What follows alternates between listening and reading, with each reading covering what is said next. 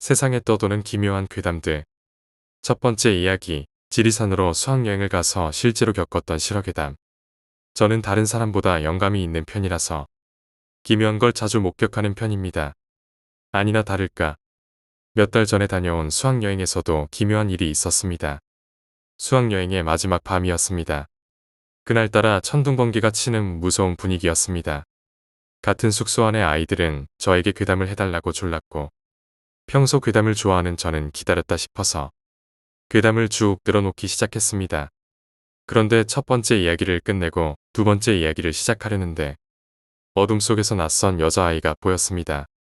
머리를 양갈래로 닦고 원피스를 입은 여자아이. 당시 원형으로 둘러앉아 괴담을 하고 있었는데 그 아이는 K양의 뒤에 앉아 있었습니다. 그래서 저는 K양의 옆에 있는 아이가 무서워서 뒤에 있나라고 생각하고는 계속 이야기를 했습니다만 두 번째 이야기가 끝나고 불을 켰을 때 그 아이는 흔적도 없이 사라졌습니다. 생각해보니 저희 학교는 비율이 엄격해서 머리를 따을 수 있을 만큼 머리를 기를 수 있는 아이는 없었습니다. 저는 너무 놀라 멍하니 있다가 아이들에게 그 이야기를 해주었더니 아이들은 모두 비명을 지르며 나갔습니다. 한참 후 나간 아이들이 다른 방의 아이들까지 데리고 와서 방에 들어왔는데 그때 한 아이가 말했습니다. 나도 그 아이를 봤어. 여자애들은 모두 경악했습니다. 그 여자애를 저 한 명이 본 것도 놀랄만한 일인데 둘이서 똑같은 귀신을 목격했다니 더욱 그랬을 겁니다. 나도 너처럼 영감이 있는 편이라 어렸을 때부터 그런 걸 많이 봐왔는데 아까 그 여자아이는 K의 뒤에 앉아서 노래 보고 있더라고. 이어지는 말의 순간 K양은 기분이 나빠졌는지 그 아이에게 몇 마디 쏘아댔습니다. 물론 저는 더욱 당황스러워졌죠. 얼굴은 이쁜 편이고 노란색 리본으로 머리를 묶었어. 옷 색깔은 잘 모르겠는데 어쨌든 원피스를 입은 것 같더라고. 소름이 돋았습니다. 저는 아이들에게 아이가 있다고만 이야기했지. 누구 뒤에 어떤 차림을 한 아이가 있다고 세세하게 말하진 않았기 때문입니다. 분명히 그 아이도 저와 같이 그 여자애를 본 것이었습니다. 두 번째 이야기, 수학여행 때 봤던 자살한 여자아이. 제가 살던 동네의 모 여학교에서 있었던 실화입니다. 그 여학교 학생들이 지리산으로 수학여행 가기 일주일 전 어느 선생님과 학생들이 비슷한 꿈을 꾸었습니다. 선생님께서 꾸었던 꿈은 학생들이 버스를 타고 지리산으로 향하는 꿈이었습니다. 목적지에 도착한 학생들은 모두 차에서 내렸는데 학생들이 전부인 옷을 입고 있었습니다. 이윽고 학생들이 전부 차에서 내린 후에 모두 등산을 하러 올라가기 시작했고 선생님은 밑에서 기다리고 계셨습니다. 한참 뒤 학생들이 내려오기 시작했는데 선생님께선 너무 놀라셔서 꿈에서 깨어나셨습니다. 왜냐하면 학생들 모두가 검은 옷을 입고 있었기 때문이죠. 그리고 어느 학생도 꿈을 꿨다고 합니다. 그 학생이 꾸었던 꿈에서도 역시 학생들이 수학여행을 지리산으로 떠났는데 목적지에 도착한 학생들은 일제히 어떤 낭떠러지 앞으로 이동했다고 합니다.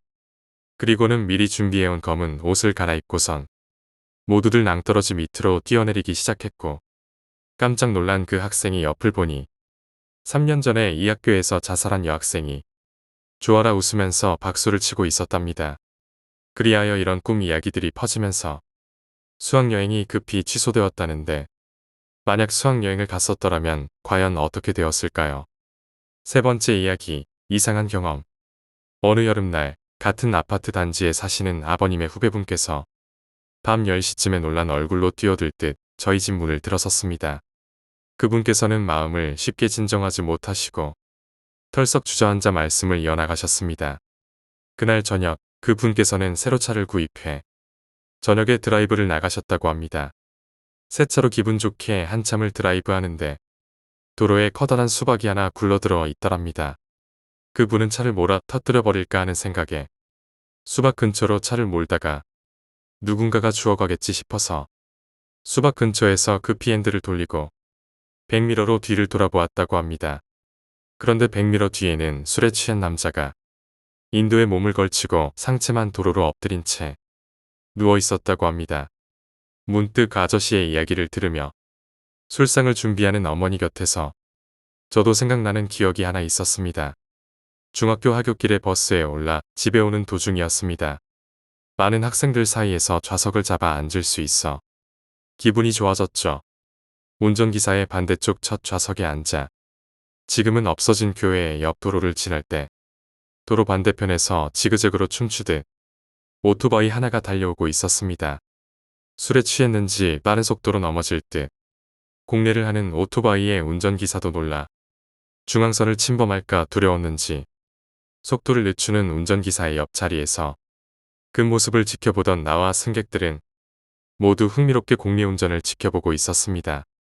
이윽고 버스 곁으로 다가온 오토바이 아저씨는 긴 머리에 붉은 얼굴을 하고 있었는데 순식간에 도로 옆 전신주를 들이받았습니다. 몇 미터도 안 되는 거리에서 말이죠. 바닥에 부딪히는 순간 오토바이 아저씨의 머리는 잘 익은 수박이 깨어지듯이 바닥에 넓적하게 퍼졌습니다. 마치 검은 머리카락이 달린 피자처럼 말입니다. 네 번째 이야기, 기묘한 아줌마의 얼굴. 제가 초등학교 3학년 때의 일입니다.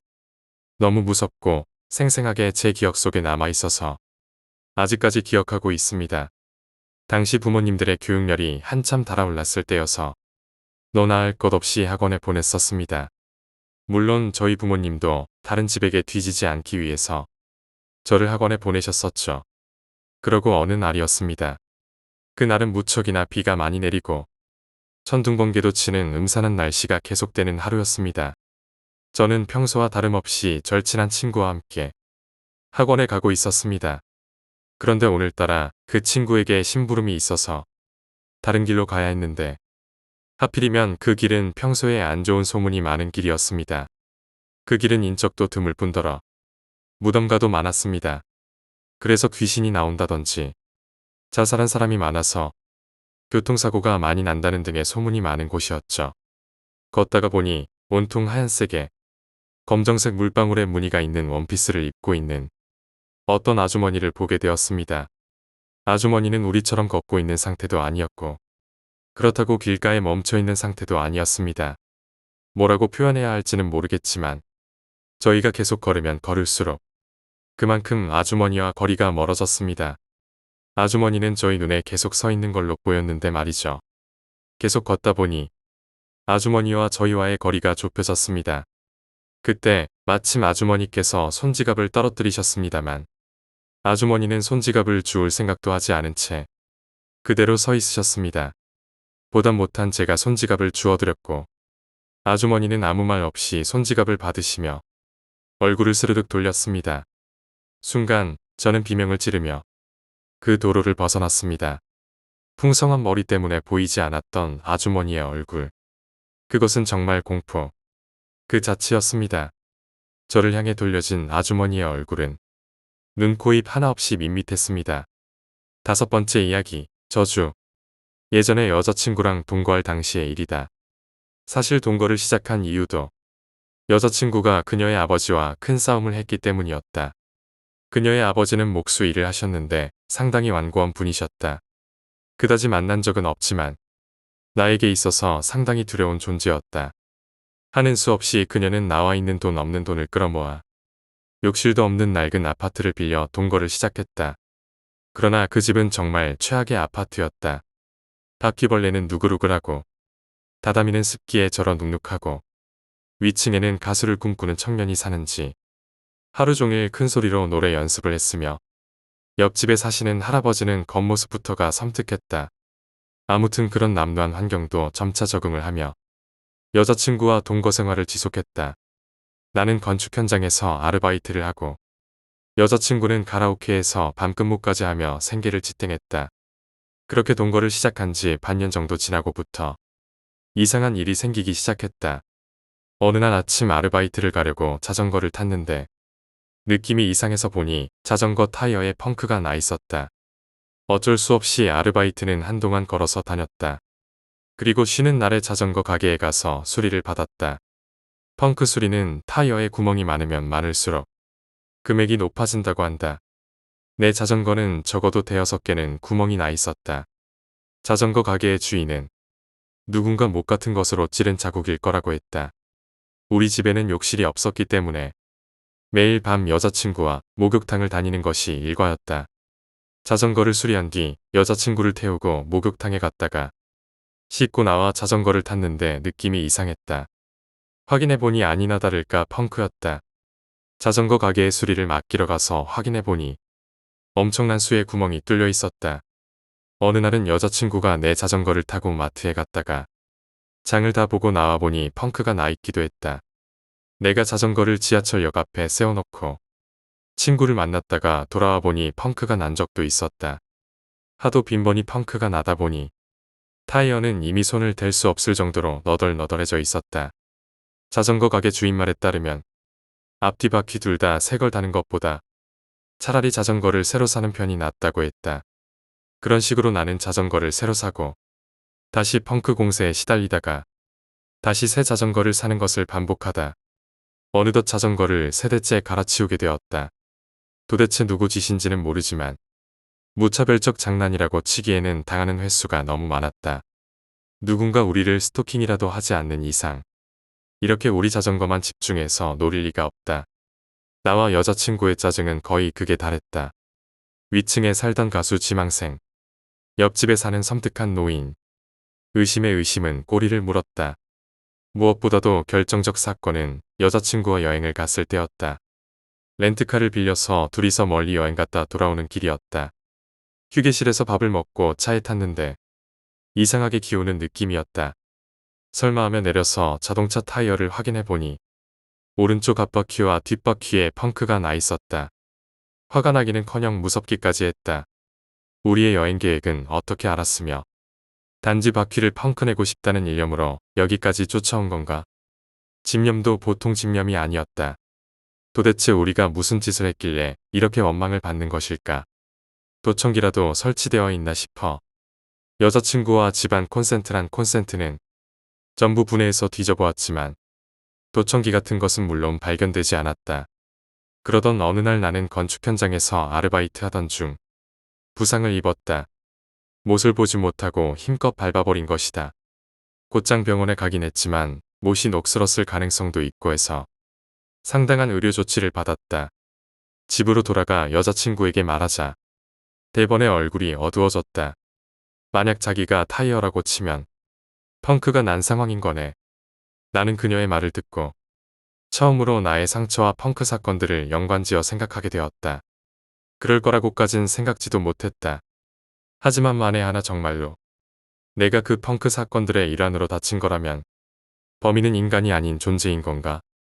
그렇다면 필시 이것은 저주의 한 종류일 것이다.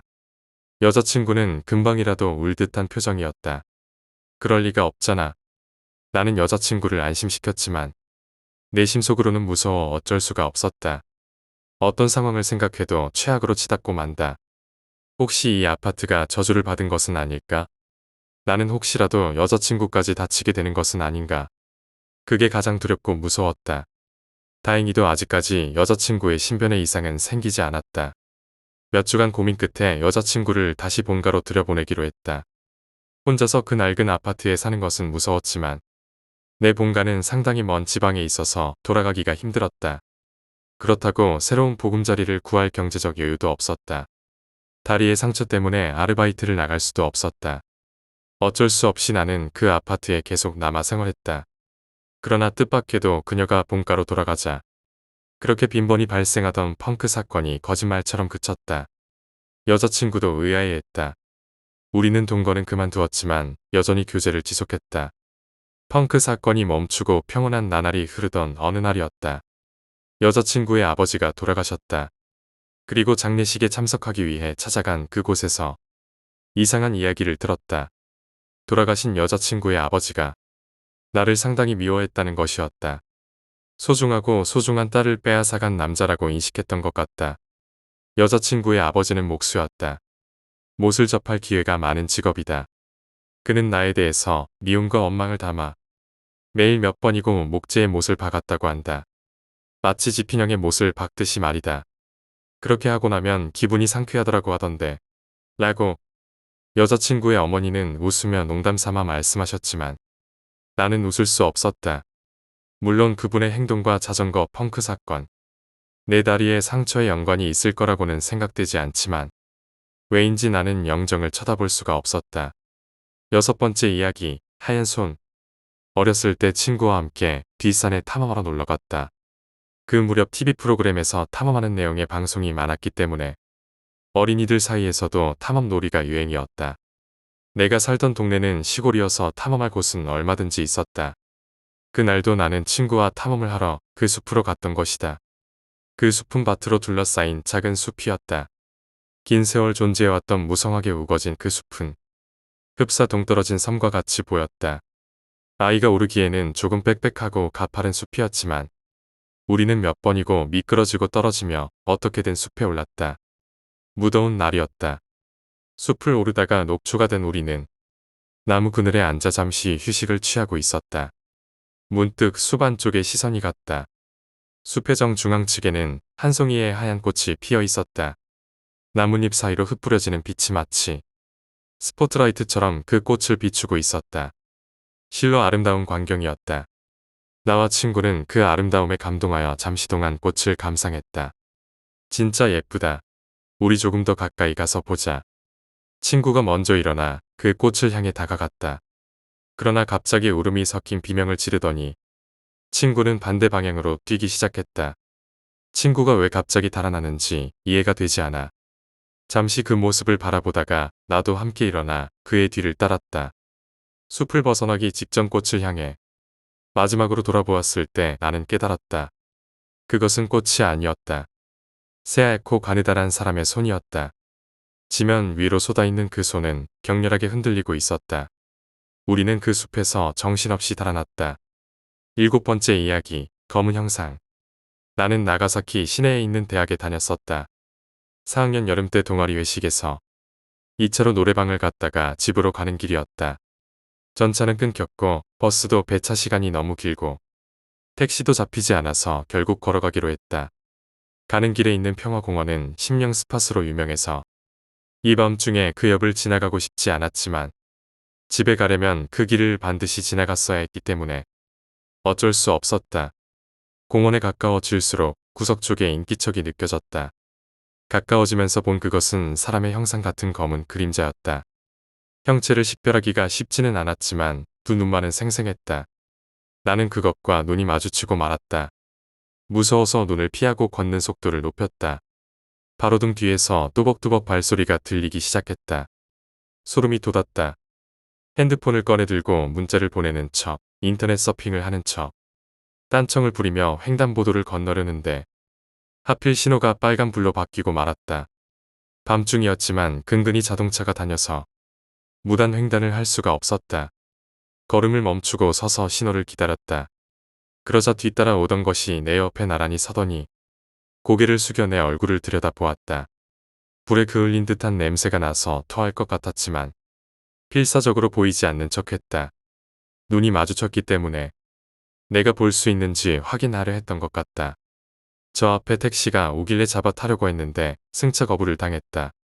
길을 건너서도 따라오는 데다 집까지 따라오면 어쩌나 싶었다.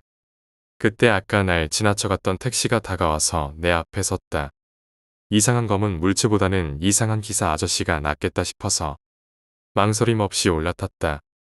내가 타자마자 택시는 출발했다. 학생, 보였던 거지? 100m 너머로 눈이 마주친 기사가 나에게 말했다. 얼굴에 경련이 일었다. 미안하네. 아까는 학생 뒤를 따라오던 검은 것이 보여서 나도 모르게 승차 거부를 해버렸네. 기사님 눈에도 그 검은 존재는 보였던 것이다. 하지만 구해야겠다는 생각을 해서 다시 유턴을 해서 와준 것이다고 했다. 저런 종류가 제일 끈질긴 타입이야. 안 보이는 척한 거 정말 잘했어. 기사님 말씀에 따르면 그 검은 존재의 정체는 원폭에 희생된 사람들이라고 한다. 1년 내내 그 모습을 드러내는데 여름이 되면 특히 수가 늘어나며 평소와 같은 얌전한 모습과 다르게 아까처럼 사람을 따라다닌다고 했다. 나는 그날 그 검은 존재에게서 나던 냄새를 맡은 이후로 폐에 문제가 생겨서 대학을 중퇴하게 되었다. 병원에 가서 엑스레이를 찍어보니 폐에 검은 그림자가 있어서 암이니 폐렴이니 진단이 분분했지만 재촬영해보니 검은 그림자는 어느새인가 사라졌다. 지금은 상태가 많이 좋아졌지만 아직도 천식 때문에 고생하거나 어지러워 쓰러질 때가 가끔씩 있다. 여덟 번째 이야기, 남자가 끊이질 않았던 누나. 우리 누나는 남자에게 굉장히 인기가 많다. 고등학교 시절부터 남자친구가 끊이질 않았고 그것도 대기업 사원이나 외국인 사업가 같은 사람들하고만 사귀었다. 하지만 일시적으로 아르바이트 하던 곳에 점장하고 사귄 적이 있다. 나도 그 카페에 가서 어떻게 생겼는지 보고 온 적이 있는데 그냥 평균적인 얼굴에 볼품없는 아저씨였다. 그 무렵 누나는 자율신경에 이상이 생겨서 우울증 같은 것도 오고 이상한 시기였다. 약에 절어서 항상 잠만 잤다. 내가 아침 저녁으로 물을 가져다 주곤 했는데 하루는 누나의 머그컵을 떨어뜨려서 깨뜨려 버렸다. 그 머그컵은 선물로 받은 거라 누나가 항상 아껴 쓰던 컵이어서 상당히 당황했다. 어떻게든 수습하려고 조각들을 줍다가 보니 파편들 사이로 거뭇한 실 같은 것이 보였다. 헤쳐서 잘 살펴보니 수많은 머리카락이었다. 나는 차를 타고 옆 동네의 어떤 다리 밑으로 가서 기둥에 대고 남은 파편도 다 깨부수고 왔다. 누나가 머그컵을 찾길래 깨져서 버렸다고 얼버무렸다. 원래대로라면 미친 듯이 화낼 누나가 별말 없이 그대로 자버렸다. 그 후로 얼마 지나지 않아 점장과는 헤어졌다. 우울증도 어느새 사라져서 원래대로의 누나로 돌아왔다. 다시 일도 시작해서 인류기업 훈남과 사귀기 시작했다. 올해 두 사람은 결혼해서 지금은 행복하게 잘 살고 있다. 나는 그때 누나가 이상해진 원인은 그 머그컵이라고 생각한다. 아무에게도 말하지 않았다. 누나는 그 머그컵을 아르바이트하는 곳에서 받았다고 했는데 점장에게 받았는지 같이 일하는 동료에게 받았는지는 확실치 않다. 점장이 의외로 인기가 있어서 둘이 사귀는 걸 질투한 동료에게 받았을 수도 있고 점장이 또라이라 그런 걸 만들어줬을 수도 있다. 오랜만에 꿈에 그 사건이 나와서 조심스레 말해본다. 9번째 이야기, 화류계 여성의 미수가. 우리 부모님은 산부인과 의사시다. 두 분 다 자식에게 꿈을 강요하는 타입은 아니셨지만 자연스럽게 나 또한 산부인과 의사가 되었다. 이 사건은 내가 연수를 끝내고 산부인과 인턴으로 일하고 있을 때였다. 당시에 난방이 부담이 돼서 집에 난방도 못 틀 정도로 나는 돈이 없던 시기였다. 때문에 돈도 벌 수 있고 따뜻한 곳에 있을 수 있다는 이유만으로 거의 매일같이 병원에서 숙직 아르바이트를 했다. 숙직 아르바이트라고는 하지만 담당 시간이 몇 명에게 나누어져 있어서 의사 한 명이 밤새 혼자 버티며 잠에 취해서 환자를 대하는 일은 없었다. 거의 새벽 2시 정도 지났을 무렵이었다. 응급 환자가 왔다는 소리에 접수대로 가보니 여러 사람들에게 부축을 받으며 어떤 여자가 서 있었다. 입고 있는 청바지가 옅은 붉은색으로 온통 축축한 것을 보니 양수가 터진 것 같았다. 그녀는 본인의 임신 사실조차 모르고 있었다. 물론 모자 수첩 같은 것도 가지고 있지 않았다. 그저 어쩌지 하고 중얼거릴 뿐이었다. 겉모습과 복장으로 미루어 봤을 때 화류계에 종사하는 여성 같아 보였다. 그 여자를 부축하고 있는 친구들 역시 비슷한 모습을 하고 있었다. 때마침 숙직 담당 선생님이 도착하여 발빠르게 조치를 취하기 시작했다. 아기는 아직 손바닥만한 3개월의 초미수가였다. 몇십 개의 튜브를 연결하여 의료진들의 필사적인 조치로 어떻게든 아기의 목숨은 부지가 되었다. 하지만 이제부터가 아기에게 있어서는 괴롭고 기나긴 시간이 될 터였다. 아무쪼록 이 소식을 전하기 위해 산모가 있는 병실로 갔다. 내가 병실로 발을 들이자마자 여자는 벌떡 일어나 물었다. 죽었나요? 라고 묻자 아기는 살아있다고 대답했다. 여자는 머리를 감싸 안았다. 간절히 바라고 원해서 태어나는 아기가 있는가 하면 그렇지 않은 아기도 있을 수 있다. 산부인과 의사를 하시는 부모님들에게도 연수 시절에도 못이 박히도록 들었던 이야기였기 때문에 개개인마다 사정이 있을 것이라는 사실은 충분히 알고 있었다. 하지만 그 여자는 말을 멈추지 않았다. 3개월 만에 태어났으면 장애하잖아요. 죽이자고요. 그러나 살아있는 생명을 죽일 수는 없기 때문에 나는 최선을 다해 아기를 살리는 일 말고는 할 수 있는 것이 없다고 여자에게 충분히 설명했다. 아기는 말 그대로 필사적으로 살아있는 상태였다. 호흡이 곤란해져서 고비를 넘기는 일이 1시간에도 몇 번씩이나 있었다. 나중에 들었던 이야기지만 아기가 고비에 접어들어 위독해질 때마다 여자가 실실 웃으며 제발 죽어줘 라며 아기 옆에서 말을 걸었다고 한다. 위중한 상태였지만 아기는 천만다행으로 반년 후 퇴원할 수 있을 정도로 회복되었다. 물론 초미숙가로 태어난 탓에 지적장애와 중도의 호흡장애가 있었다. 가까운 시일 내에 호흡기 관련 수술이 필요한 상태였다. 최근 그 여자가 또 병원에 찾아왔다는 소식을 동료에게서 전해 들었다. 그 사건이 있고 난 후로 10년이 지나 나도 어머니가 되어 육아휴직 중이었다. 그 여자는 나를 찾았다고 한다. 휴직 중이라고 동료가 이야기하자 그녀는 장성한 자식을 나에게 꼭 보여주고 싶었다고 말했다고 한다. 기뻐하는 나를 보며 동료는 미안하다는 듯이 말했다. 그 선생님한테 전해주세요. 잘도 이딴 쓰레기 같은 인간을 이 세상으로 내보냈다고 라고 하더라고.